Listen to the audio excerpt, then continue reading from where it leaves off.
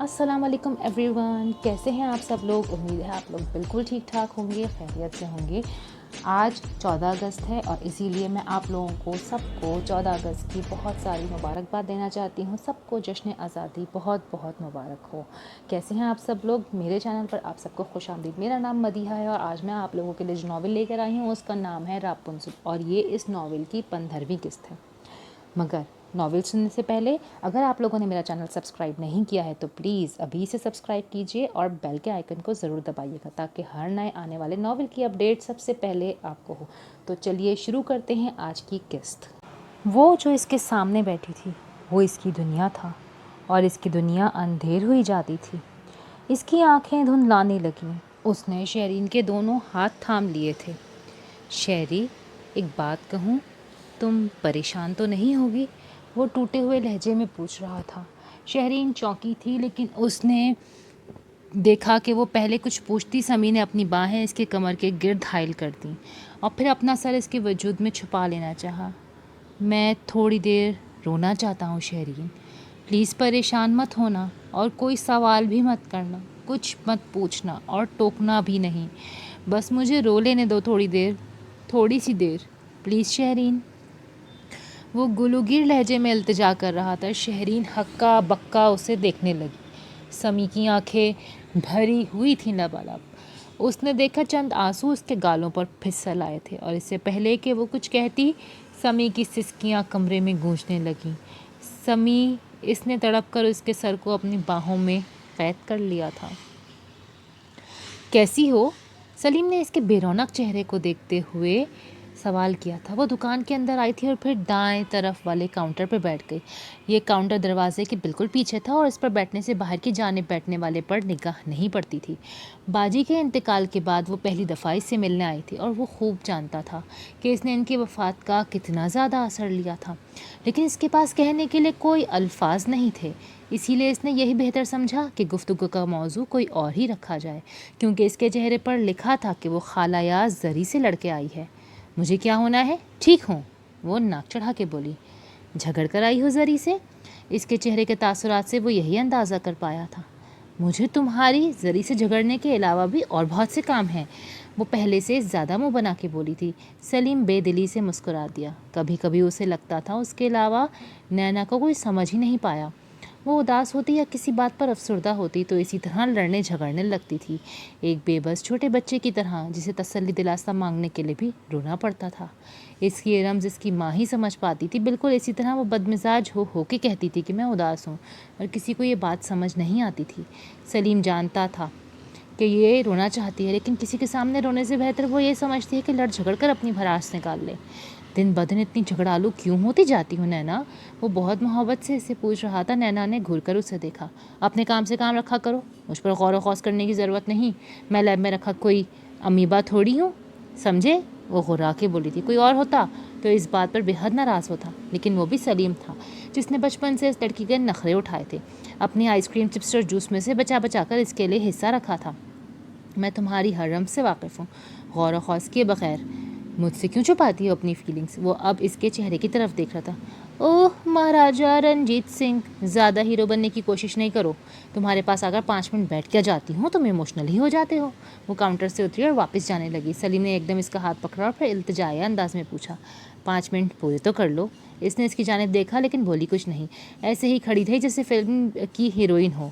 कोई और होता तो इसके तासुरात देखकर नाक चढ़ाता, उसे जाने देता, लेकिन वो सलीम था और वो भी नैना थी, जिसको पता था कि सबसे लड़ झगड़ कर से सलीम से बेहतर सामने कोई नहीं मिलने वाला। बैठो, जब 5 मिनट छोड़ जाएं तो चली जाना, उसने इसका हाथ थामते हुए कहा। नैना खामोशी से दोबारा अपनी जगह पे बैठ गई। रोना चाहती हो ना? वो अब इसके चेहरे की तरफ देख रहा था। नैना ने नागवारी से सर हिला दिया। उसका हाथ अभी सलीम के हाथ में ही था। रो लो थोड़ा सा, किसी को नहीं बताऊंगा। आंसू कीमती होते हैं, लेकिन कीमती चीज़ों की ज़कात तो अदा करनी पड़ती है ना। नैना ने निगाहें उठाकर उसे देखा, जहाँ पर मखसूस खुशूनत थी, लेकिन इससे पहले कि वो कुछ बोलती सलीम ने इसका दूसरा हाथ भी पकड़ लिया। हाँ, ये एक डायलॉग था, लेकिन मुझे इनको लिखने के पैसे मिलते हैं, तुम पैसे मत देना, आंसुओं की ज़कात दे दो।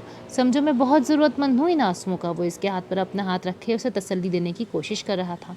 नैना की आंखें भरी हुई थी, लेकिन चेहरे के तासुरात अभी भी वैसे ही थे।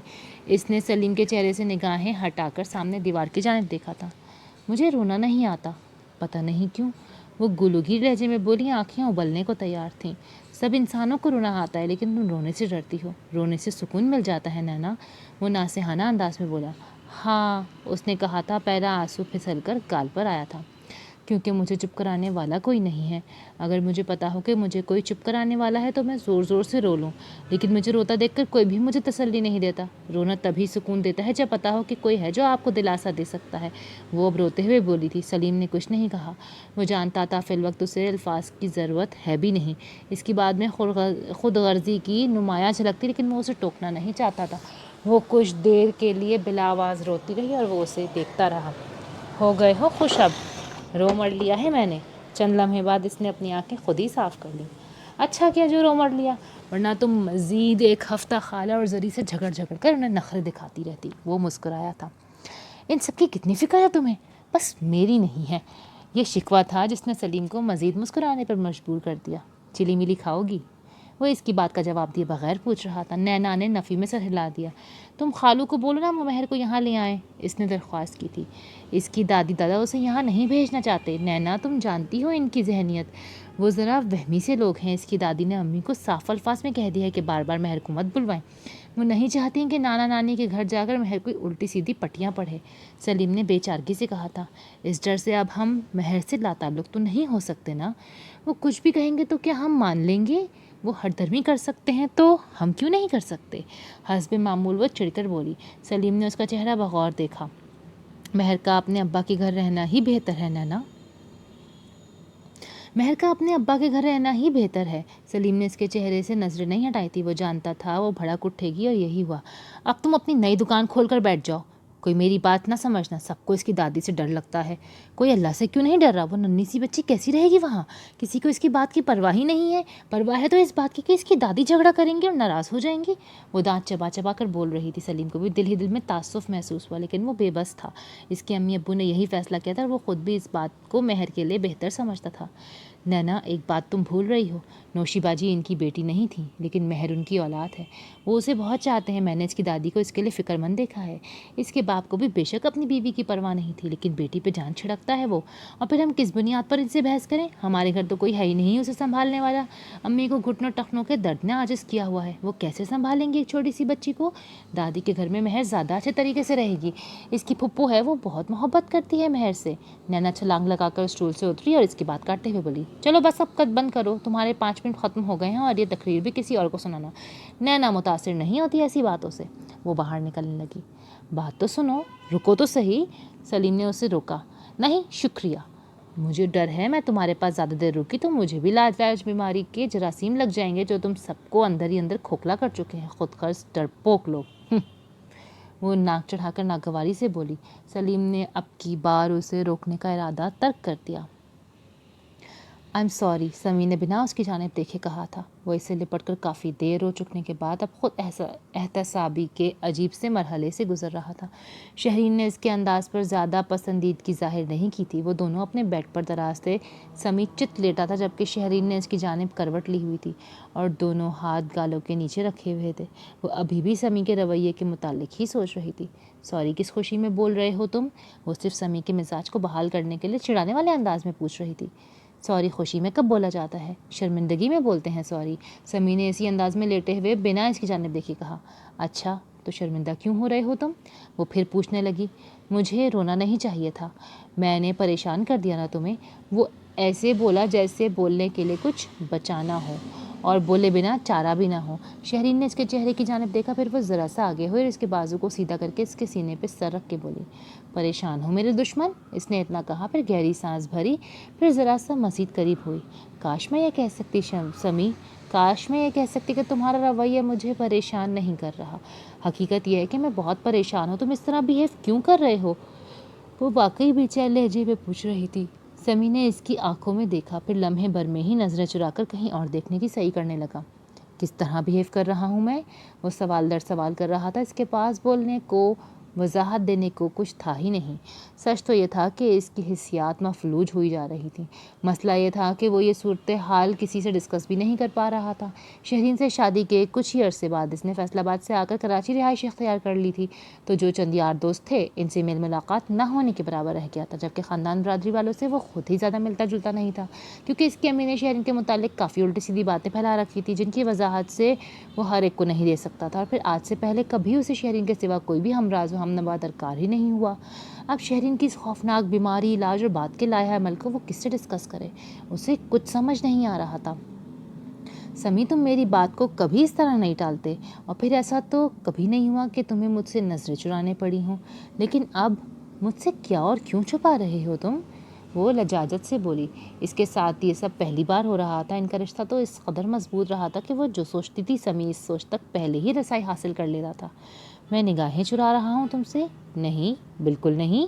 سمی نے اس کی آنکھوں میں دیکھتے ہوئے اپنے لہجے کو پائیدار رکھنے کی کوشش کی۔ سمی، تمہیں کیا لگتا ہے شیرین کیسی محبت کرتی ہے تم سے؟ ویسی جیسی کوئی بھی عام عورت اپنے مرد سے کرتی ہوگی؟ وہ اس سے سوال پوچھ رہی تھی، جبکہ سمی مسکرا دیا۔ وہ جانتا تھا شیرین اب دل ہی دل میں اس کے انداز سے چڑ رہی ہے۔ سوال تو یہ ہے کہ کیا شہرین واقعی سمی سے محبت کرتی ہے؟ وہ محبت بھرے انداز میں اس کو دیکھ کر پوچھ رہا تھا۔ یہی تو سمجھانا چاہ رہی ہوں تمہیں کہ شہرین عام سی محبت نہیں کرتی تم سے۔ میں تو تمہاری ابرو کی جنبش سے تمہارے دل کا حال جان لیتی ہوں۔ یہ کیسے ہو سکتا ہے کہ تمہیں کوئی پریشانی لاحق ہو اور مجھے خبر بھی نہ ہو؟ تم مسلسل کسی سوچ میں گم ہو اور میں نہ سمجھوں؟ ایسا ہو ہی نہیں سکتا۔ وہ اب مزید اس کے قریب ہوئی تھی۔ سمی نے اپنے بازو کے حلقے میں اس کو لے لیا۔ اب جھوٹ بولے بنا چارہ بھی نہیں تھا۔ وہ سوچنے لگا کہ اسے کیا کہہ کر ٹالنا ہے۔ امی آئی تھیں کچھ دن پہلے جب تم ہاسپٹل میں تھی، ناراض تھیں مجھ سے۔ بس ان کی ناراضگی سے دل ٹوٹ جاتا ہے میرا۔ وہ سمجھتی ہیں میں نافرمان ہوں، جبکہ میں ایسا نہیں ہوں۔ میں تو کبھی بھی ایسا نہیں تھا یار، تم جانتی ہو نا میں نافرمان تو نہیں ہوں۔ اس کا دل اور لہجہ اتنا ٹوٹا ہوا تھا کہ شہرین کو بھی دکھ سا ہو گیا۔ یہ تو وہ بھی جانتی تھی کہ اس کے ساس سسر اس کی غیر موجودگی میں آئے تھے۔ رانی اور اماں رضیہ سے یہ خبر اسے مل چکی تھی، لیکن اس سے اندازہ نہیں تھا کہ اس بار ان کی آمد سمی کے حواس پر اس قدر بھاری پڑے گی۔ تم نے بھی اچھا نہیں کیا سمی، وہ اسی قدر کہہ سکی۔ سمی نے اس کا چہرہ دیکھا، پھر گہری سانس بھری۔ وہ اس کے جھوٹ سے بہل گئی تھی۔ اماں رضیہ بتا رہی تھی کہ جب وہ آئیں تو تمہیں کال کی تھی، لیکن تم نے کال تک اٹینڈ نہیں کی اور ملنے بھی نہیں آئے۔ یہ تو بہت بری بات ہے نا۔ وہ اسی لیے ناراض ہو کر گئی ہیں اور کہہ گئی ہیں کہ اب کبھی اس گھر میں قدم نہیں رکھیں گی۔ وہ تو پہلے ہی ناراض رہتی ہیں ہم سے، اور تم نے انہیں مزید ناراض کر دیا۔ وہ اپنی رائے کا اظہار بھی کر رہی تھی اور شوہر کو سمجھا بھی رہی تھی۔ سمی نے سر ہلایا جیسے اس کی بات سے بالکل متفق ہو۔ میں جانتا ہوں وہ واقعی اب یہاں نہیں آئیں گی، ان کی طبیعت میں بہت ضد ہے، سمی تعصب بھرے لہجے میں بولا تھا۔ دل ہی دل میں وہ ماں سے سخت ناراض تھا۔ ایک دن پہلے کی گئی کال کی تلخی اب بھی قائم تھی۔ اس کا مطلب تم اپنی ماں پر گئے ہو عادت کے معاملے میں؟ شہرین نے شاید اسے چڑھانا چاہا، لیکن سمی نے اس کی تائید کی۔ ہاں ٹھیک کہہ رہی ہو، اور پتہ ہے میری دادی بھی یہی کہا کرتی تھیں، اور تب امی خوش ہوا کرتی تھی سن کر، جبکہ اب کوئی ایسا کہے تو امی برا مان جاتی ہیں۔ اپنی امی کے متعلق بات کرتے ہوئے وہ مگن سا نظر آنے لگا۔ امی بہت اچھی ہیں دل کی، مجھ سے بہت محبت بھی کرتی ہیں، لیکن ناراض ہیں۔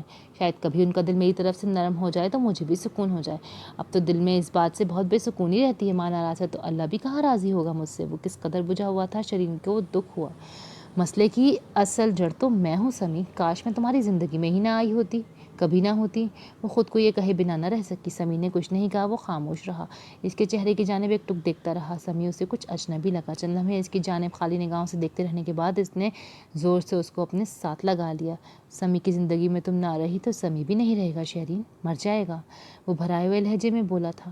شہرین نے اس کے لہجے پر غور کیا تھا، نہ الفاظ پر۔ اسے بس اچھا لگا کہ سمی کے انداز میں گرم جوشی تھی۔ امی آپ کی چھوٹی بیٹی بالکل پاگل ہو چکی ہے، زہری نے چائے کا کپ انہیں تھماتے ہوئے اپنی سخت خفگی کا اظہار کیا تھا۔ امی کچھ نہیں بولی، بلکہ ان کے چہرے کے تاثرات میں ذرا سی بھی جنبش نہیں ہوئی۔ زہری کو ان کا چہرہ پڑھنے میں بہت مہارت حاصل تھی۔ اسے اندازہ تھا کہ نینا کے رویے کی بدصورتی نے ان کو اس قدر کبیدہ کر دیا تھا۔ انہوں نے کھانا بھی بس برائے نام ہی کھایا تھا، اور اس بات کا بھی زہری کو بڑا قلق تھا۔ اس نے بہت محنت سے 2 گھنٹے لگا کر قیمہ کریلے بنائے تھے، اور کھانے کو ذائقہ دار بنانے کے لیے جتنے لوازمات درکار ہو سکتے تھے اس نے وہ سب استعمال کیے تھے۔ کھانا شروع ہونے سے پہلے وہ بہت پرجوش تھی کہ امی بہت خوش ہوں گی اور اس کی تعریف بھی کریں گی، لیکن نینا کی ناراضگی نے کھانے کا سارا مزہ کرکرا کر دیا تھا۔ امی نے نصف سے بھی کم روٹی کھائی تھی اور پھر بھوک نہ ہونے کا بہانہ کر کے ہاتھ روک لیے تھے۔ فطری طور پر زہری کو اس ساری صورتحال میں زیادہ دکھ اور غصہ تھا، جبکہ دوسری جانب امی نینا کے رویے پر شدید دکھی تھیں۔ چھوٹی بیٹی کا تو پتہ نہیں، لیکن میں ضرور اس کے دکھ میں پاگل ہو جاؤں گی، یہ لڑکی میری جان لے کر ہی دم لے گی۔ امی نے بالآخر زبان کھولی تھی۔ اچھا چھوڑیں آپ، اس کی تو عادت بن چکی ہے، پہلے سب کا دل جلانا اور پھر خود گھنٹوں جلتے رہنا۔ پتہ نہیں یہ لڑکی کس کی جیسی ہے، عجیب عادتیں ہیں اس کی، اور یونیورسٹی جانے سے پہلے تو ٹھیک تھی، اب تو دماغ 7ویں آسمان پر پہنچ گیا اس کا۔ زرین ناک چڑھا کے بول رہی تھی۔ امی نے اس کا چہرہ دیکھا، پھر چند لمحے دیکھتی ہی رہی، شاید انہیں کچھ یاد آ گیا تھا۔ چھوڑا ہی تو نہیں جاتا، بیٹی ہے میری، کل کو دوسرے گھر بھی جانا ہے، یہی عادتیں رہیں تو کون بھی آئے گا، اور بالفرض کوئی آ بھی گیا تو اگلے دن ہی واپس چھوڑ جائے گا۔ حد ہوتی ہے خودسری اور بدتمیزی کی بھی۔ ماں ہوں اس کی، سوکن نہیں ہوں اس کی۔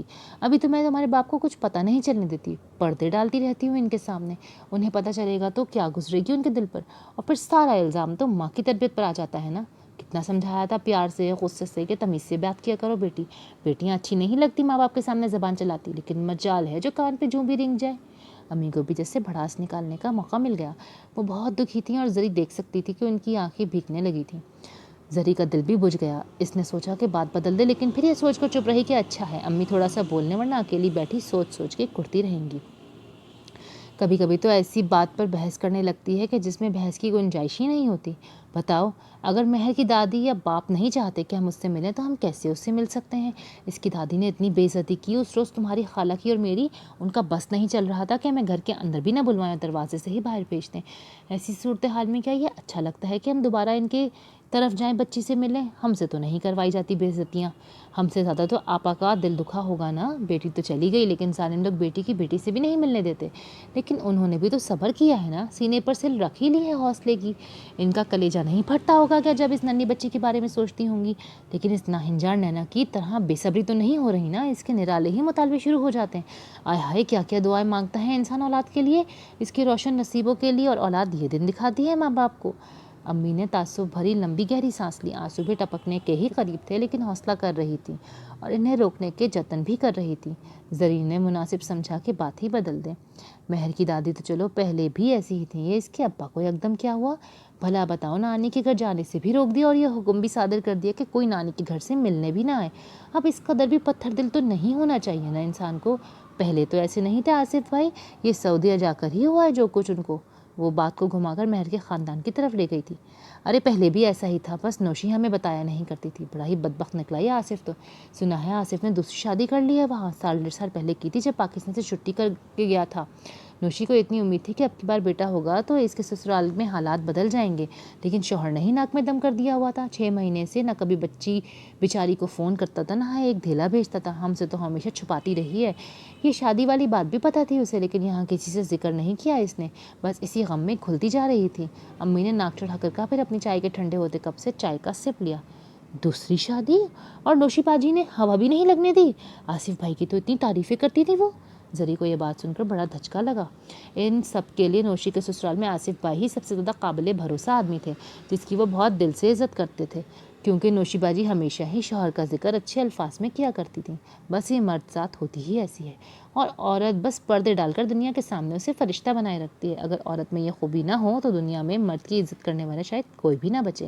امی نے اپنے چائے کا مگ اٹھا کر ہاتھ میں پکڑ لیا تھا، ان کے چہرے پر سوچوں کا جال تھا۔ زری نے شکر کیا کہ گفتگو کا موضوع بدل رہا تھا۔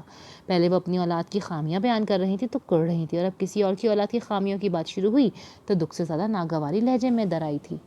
دنیا میں عورت کے لیے تو بس یہی جھمیلے ہیں، اپنا آپ گل جاتا ہے مگر اولاد راضی ہوتی ہے نہ شوہر کی پردے داری کر کے فرصت ملتی ہے تو اولاد منہ کو آنے لگتی ہے۔ بھلا بتاؤ، اگر وہ اپنی پوتی کو نہیں بھیجنا چاہتے تو اس میں میرا کیا قصور ہے؟ تو جو تمہاری ہمشیرہ صاحبہ مجھ سے بدتمیزی پر اتر آئیں، بے تو کسی باتیں کرنے لگتی ہیں کبھی کبھی، تو ایسی بھی کیا محبت جاگ پڑی اس کے دل میں اب مہر کے لیے؟ امی اب خود کلامی کے انداز سے بات کر رہی تھی۔ زری نے ان کا چہرہ دیکھا، وہ کس قدر بجھی ہوئی لگتی تھیں۔ آپ دل پر نہ لیں امی، آپ کو تو پتہ ہے اس کی طبیعت کا، پاگل ہے بالکل، کہتی ہے مہر کو گود لے لوں گی اور خود پالوں گی۔ اس نے انہیں تسلی دینے کے ساتھ مزید غور فشانی کری۔ امی نے اس کی جانب دیکھا، پھر ناگواری سے سر ہلایا۔ الٹی رمز ہے اس لڑکی کی بھی، کب کس کی محبت اس کے دل میں جاگ جائے پتہ نہیں چلتا، اور ماں کا تو پانی کا گلاس نہیں پکڑا جاتا اس سے۔ اس پرائی بچی کو گود لے کر منصوبے بنا رہی ہے، محبت بہت جاگ رہی ہے اس مہر کے لیے تو، اور ماں باپ کو عزت سے مخاطب کرتے ہوئے تو جان جاتی ہے اس کی۔ ایسا بھی کیا نظر آ گیا اب مہر میں اسے؟ امی کو بہت غصہ آ رہا تھا۔ زرین نے اس کی شکل دیکھی، پھر جھجکتے ہوئے بولی، وہ کہتی ہے اسے مہک میں کونین کاشف نثار کی جھلک نظر آتی ہے۔ امی نے چونک کر اسے دیکھا اور پھر دیکھتی چلی گئیں۔ 50,000 اس عام سے کرتا شلوار کے؟ کاشف کا منہ کھل گیا۔ رخشی نے ناک چڑھا کر اسے دیکھا۔ ابھی بھی 50,000 میں نے بحث کر کے دیے ہیں، میری پرانی آ رہی ہے اس سے، ورنہ جتنا اس کا نام ہے نا لاکھوں میں بکتے ہیں اس کے کپڑے۔ ڈیزائنر ویئر کوئی عام سی بات تھوڑی ہے چن میرے تو، لیکن تمہارا پہلا تجربہ ہے اس لیے تمہیں مہنگا لگ رہا ہے، وہ جتاتے ہوئے انداز میں بولی۔ کاشف نے اسے گھور کر دیکھا۔ اب ایسی بھی کوئی بات نہیں ہے، کپڑا تو میں شروع سے ہی عمدہ اور نفیس پہنتا ہوں، اور یہ جو 50,000 کا بوسیدہ سا کرتا شلوار تم مجھے دلوا رہی ہو، اس سے کہیں بہتر میرا درزی سی دیتا ہے، دبئی سے کپڑا لا کر دیتا ہوں اسے، اور جب وہ سلائی کر کے بھجواتا ہے تو اس کرتے شلوار سے زیادہ گریسفل لگتی ہے۔ جس محفل میں پہن کر چلا جاؤں لوگ تعریفیں کرتے نہیں تھکتے، وہ ناک چڑھا کے بولا۔ رخشی اس کی بات پر سر ہلا کر مزید گویا ہوئی۔ او بادشاہ تھوڑی کیڑی گل ہے، تم تو اچھے سے ملنے والا 20 روپے میٹر والا کپڑا کرتا شلوار پہن لو تو بھی کپڑے کی قیمت دگنا ہو جاتی ہے۔ یہ اس درزی کی نہیں تمہاری شخصیت کا چارم ہے میری جان۔ وہ مکھن لگانے کا کوئی موقع ہاتھ سے جانے نہیں دیتی تھی۔ کاشف کی چھوٹی انا کو ایسی باتوں سے بڑی تسکین ملتی تھی، اب بھی اس کا سینہ فخر سے پھول گیا تھا۔ اسی لیے تو کہہ رہا ہوں کہ مجھے میری مرضی کا لباس پہننے دیا کرو، لیکن تم مجھے اس ڈیزائنر کے پاس لے آئی۔ چلو پیسے کی تو خیر ہے، لیکن مجھے کرتا شلوار پسند ہی نہیں آیا۔ وہ صاف کوئی سے بولا۔ تم ٹھیک کہہ رہے ہو، لیکن یہ اس انڈسٹری کا تقاضا ہے، اور تم یہ باتیں جتنی جلدی سیکھ لو اتنا اچھا ہے۔ جمعرات کو ایوارڈ شو ہے، وہاں پر میڈیا کی زبردست کوریج ہوگی۔ حبیب کا ارادہ تھا کہ تمہیں وہیں ہیرو کے طور پر متعارف کرا جائے، تمہاری تصویر آئیں گی سب بڑے اخباروں میں، فیشن میگزین میں، اسی لیے کسی نامی گرامی ڈیزائنر کا جوڑا اشد ضروری تھا میری جان۔ کاشف نے سر ہلا دیا، اسے یقین تھا کہ رخشی صحیح کہہ رہی ہوگی، وہ اس کے مشوروں پر آنکھیں بند کر کے عمل کرتا تھا، وہ اس کی دستراز تھی، اس کی خیر خواہ تھی، اسے فلم انڈسٹری کا تجربہ تو تھا ہی نہیں، اسی لیے رخشی جو کہتی تھی اسے وہی ٹھیک لگتا تھا۔ وہ ہر روز حبیب رضوی کے آفس آتا تھا جہاں اس کی کاسٹنگ اور کہانی سے متعلق لوگوں سے ملوایا جاتا تھا۔ وہ ہر روز بھڑکے مارتے ہیرو اور فصلیں خراب کرتی مٹکتی لچکتی ہیروئن کی کہانی سنتا تھا، بڑی توندوں اور بڑے مخروں والے اداکاروں کے تھکے ہوئے آڈیشن دیکھتا تھا، پھر اس کے بعد مہنگے ہوٹلوں سے کھانا آرڈر کروایا جاتا، شراب پانی کی طرح پی جاتی۔ ہر تیسرے چوتھے روز ایک الر موٹی آنچی اختے میں رنگوں والا لباس پہن کر آڈیشن کے نام پر کانوں سے دھواں نکلتا رقص کرتی پیش کرتی، اور جاتے جاتے خطی رقم خیر سے گالی کے طور پر لے کر رخصت ہو جاتی۔ معاملہ آگے بھی بڑھ سکتا تھا، لیکن رخشی ہمراہ ہوتی تھی تو اس بات رقص و سرور تک ہی رہتی۔ ہر روز حبیب رضوی کے اسٹوڈیو میں بیٹھ کر سید اسحاق گل کے ہتک آمیز رویے کو بار بار دہرایا جاتا، اس سے بدلہ لینے اور اسے نیچے دکھانے کی نئی حکمت عملی تیار کی جاتی۔ کاشف کافی مصروف ہو گیا تھا، گھر سے تیار ہو کر شو روم جانے کے لیے نکلتا اور پھر رخشی کے گھر جا کے بیٹھ جاتا، اور پھر سیلف گرومنگ کے لیے شاپنگ یا سیلون کے چکر شروع ہو جاتے۔ صوفیہ تم تو آتی ہی نہیں ہو کبھی ہمارے یہاں۔ ہاں بھائی، بڑے آدمی کی بیوی جو ہوئی، صوفیہ کی کزن نے مسکراتے ہوئے شکوہ کیا۔ وہ اس سے ملنے کے لیے آئی تھی۔ صوفیہ اپنے بھاری بھرکم وجود کی جانب دیکھتے ہوئے آہ بھرنے والے انداز میں مسکرائی، پھر کچھ کہہ بھی نہ پائی کہ بی بی جان بولی، ارے بیٹی یہ کیا بات کی تم نے، ہمیں ایسا کوئی احساس کمتری نہیں، اللہ نے سب کو برابر بنایا ہے، یہ چھوٹے بڑے کی تخصیص تو انسانوں کی پیدا کرتا ہے۔ انہیں ایسی باتیں بڑی ناگوار گزرتی تھیں۔ صوفیہ کی کزن کو اس بات کا ایک دم احساس ہوا کہ شاید بی بی جان کو اچھا نہیں لگا، اسی لیے مسکرا کر وضاحت دینے والے انداز میں بولی، بی بی جان بالکل صحیح کہہ رہی ہیں آپ، لیکن آپ خود بتائیں کتنے کتنے دن گزر جاتے ہیں صوفیہ ہماری طرف آتی ہی نہیں۔ میری ساس اکثر پوچھتی ہیں کہ نگینہ تمہاری کزن تو آتی ہی نہیں اور تم ہر 2 مہینے بعد اس کے یہاں جانے کی رٹ لگا دیتی ہو۔ میرا بھی دل چاہتا ہے نا کہ آپ لوگ ہمارے یہاں آئیں۔ ضرور آئیں گے بیٹی، کیوں نہیں آئیں گے، تم ناراض مت ہو، دراصل میں ہی صوفیہ کو زیادہ باہر آنے جانے سے روکتی ہوں، اب تو چند ہی ہفتے باقی ہیں نا، ذرا اللہ خیر خیریت سے فارغ کر دے، پھر انشاءاللہ آئیں گے ہم، تم بہن جی کو بھی میرا سلام کہنا اور پیغام دینا۔ بڑی بی بی جان نے سبھاؤ سے بولا۔ صوفیہ کی کزن نے سر ہلا دیا، اور ہاں دوبارہ یہ چھوٹے بڑے والی بات نہ کرنا بیٹی، ہم سب ایک ہی خاندان کا حصہ ہیں، ایک برابر کوئی چھوٹا بڑا نہیں ہے۔ بی بی جان کچھ معاملات میں زیادہ ہی زود رنج ہو جاتی تھیں۔ صوفیہ نے کچھ کہہ کر بات سنبھالنی چاہی، لیکن اس کی کزن پھر ہنس دی اور بولی، آپ تو برا مان گئی بی بی جان، دراصل میرے کہنے کا مطلب ہے کہ اب تو سنا ہے کاشف بھائی فلم میں ہیرو وغیرہ آئیں گے نا، مشہور ہو جائیں گے، اسی لیے میں نے مذاق میں کہہ دیا تھا۔ بی بی جان اور صوفیہ نے چونک کر ایک دوسرے کا چہرہ دیکھا۔ کیا بنا رہے ہیں کاشف؟ صوفیہ کو لگا اسے سننے میں کچھ غلطی ہوئی ہے۔ بی بی جان بھی کچھ ناسمجھی کے عالم میں سر پر رکھے دوپٹے کی فال درست کرتے ہوئے صوفیہ کی کزن کا چہرہ دیکھ رہی تھی۔ فلم؟ دراصل اخبار اور میگزین میں تصویریں دیکھی تھی میں نے، وہ اتنا ہی بولی کہ صوفیہ نے بات کر دی، وہ تو چیمبر آف کامرس کی کوئی میٹنگ ہوگی باجی، کبھی کبھی اس کی تصویر آ جاتی ہے اخبار میں۔ ہاں شاید، لیکن شام کے اخبار میں تھی، تصویر شو بزنس والے صفحے پر لکھا تھا کاشف نثار نیا خوبرو ہیرو، وہ بیچاری کچھ تذبذب کا شکار ہو گئی تھی۔ حقیقت تو یہ ہے وہ خود بھی سنگن لینے آئی تھی، صوفیہ کے خاندان میں اداکاری وغیرہ کا تو کوئی تصور ہی نہیں تھا، ایسی باتیں معیوب سمجھی جاتی تھیں، اور پھر فلم جس قدر زیبو حالی کا شکار تھی، وہاں جس قسم کے لوگوں کا راج تھا، یہ کسی سے بھی ڈھکا چھپا نہیں تھا۔ کاشف کے فلم انڈسٹری کے لوگوں کے ساتھ دوستانہ تعلقات ہی صوفیہ کے بھائیوں کو بھی پسند نہیں تھے، لیکن چونکہ بہن کے سسرال اور شوہر کا معاملہ تھا، اسی لیے کسی نے گھل مل کر ناپسندیدگی کا اظہار نہیں کیا تھا۔ اور پھر صوفیہ خاندان سے باہر بھی آئی جانے والی پہلی لڑکی تھی۔ کاشف خاندان کے سب دامادوں سے زیادہ امیر، زیادہ تعلقات رکھنے والا آدمی تھا، سب اسے سیٹ آدمی سمجھتے تھے اور اس کے معاملات میں زیادہ بولنے سے گریز کرتے تھے۔ آپ لوگوں کو شاید پتہ ہی نہیں ہے، میں نے بھی اخبار میں دیکھا تھا لیکن بات نہیں کی کسی سے۔ مجھے تو خود بہت حیرت ہوئی تھی، کاشف بھائی کس قسم کے لوگوں میں اٹھنے بیٹھنے لگے ہیں؟ شریف آدمی کا کیا کام فلم انڈسٹری سے؟ وہ اتنا ہی بولی تھی کہ صوفیہ نے ناگواری سے اس کی بات کاٹ دی۔ آپ کو غلط فہمی ہوئی ہے باجی، کاشف ایسے الٹے سیدھے چکروں میں نہیں پڑتے۔ صوفیہ قطعیت بھرے انداز میں بولی۔ اس کی کزن چپ کی چپ رہ گئی، جبکہ بی بی جان کے پاس کہنے کو کچھ نہیں بچا، لیکن وہ بہو کی طرح بات کو جھٹلا نہیں سکتی تھی، کیونکہ اپنے بیٹے کی حرکتیں ان سے چھپی بھی تو نہیں تھیں۔ اس کی رخشی اور اسی جیسے لوگوں کے ساتھ تعلقات انہیں پہلے ہی بہت بری طرح کھلتے تھے، اب یہ نئی خبر سامنے آ گئی تھی۔ تم صبح صبح کیسے آ گئی؟ تمہارے بارے میں تو سنا تھا کہ یونیورسٹی میں پڑھتی وڑھتی ہو، یہاں کیسے آ گئی اس وقت؟ مہر کی دادی نے اس کو دیکھ کر کہا۔ ان کے انداز میں ناگواری نہیں، تجسس تھا۔ نینا نے بمشکل خود کو سست الفاظ استعمال کرنے سے روکا۔ جی خالہ، یونیورسٹی ہی جاؤں گی یہاں سے، مہر کو دیکھنے آئی تھی میں۔ اس نے مدعا بیان کیا۔ وہ واقعی اپنے مخصوص پنک پولکا ڈاٹس والی قمیض اور سفید ٹراؤزر اور دوپٹے میں ملبوس تھی۔ اسے یہاں سے یونیورسٹی ہی جانا تھا۔ اس نے رستے سے مہر کے لیے جوس اور چاکلیٹس دی تھیں، وہ شاید اس سے ملنا چاہتی تھی۔ اس نے جان بوجھ کر سلیم کی دکان سے کچھ نہیں لیا تھا، جو اس کی سخت ناراضگی کا اظہار تھا۔ مہر کو دیکھنے آئی تھی، اس کی دادی نے دہرایا۔ وہ بیمار ہے کیا؟ وہ پوچھ رہی تھی۔ نینا نے ان کے انداز پر دل ہی دل میں سیخ پا ہو کر ان کی طرف دیکھا۔